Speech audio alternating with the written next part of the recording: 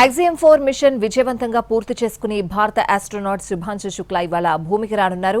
వీరి వ్యోమనౌక మధ్యాహ్నం 3 గంటలకు కాలిఫోర్నియా తీరం సమీప సముద్ర జలాల్లో దిగనుంది.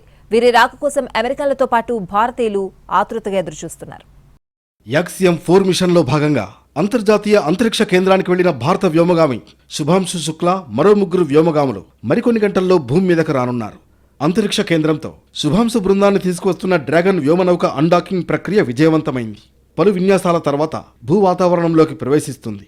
ఈ వ్యోమనౌక దాదాపు 21 గంటల పాటు ప్రయాణించి మధ్యాహ్నం 3 గంటలకు అమెరికాలోని కాలిఫోర్నియా తీరానికి చేరువలో సముద్ర జలాల్లో దిగుతుంది. అక్కడి నుంచి వారిని క్వారంటైన్కు తరలిస్తారు. దాదాపు వారం రోజుల పాటు వ్యోమగాములు ఫ్లైట్ సర్జన్ పర్యవేక్షణలో ఉంటారు. యాక్సియం 4 మిషన్లో భాగంగా శుభాంశు బృందం జూన్ 25న నింగిలోకి దూసుకువెళ్లింది. 28 గంటల ప్రయాణం తర్వాత ఐఎస్ఎస్లోకి ప్రవేశించింది. వీరి బృందం దాదాపు 18 రోజుల పాటు పలు ప్రయోగాలు చేసింది. ప్రయోగాల్లో భాగంగా వ్యోమగాముల బృందం తమ మానసిక ఆరోగ్యంపై అధ్యయనం నిర్వహించింది.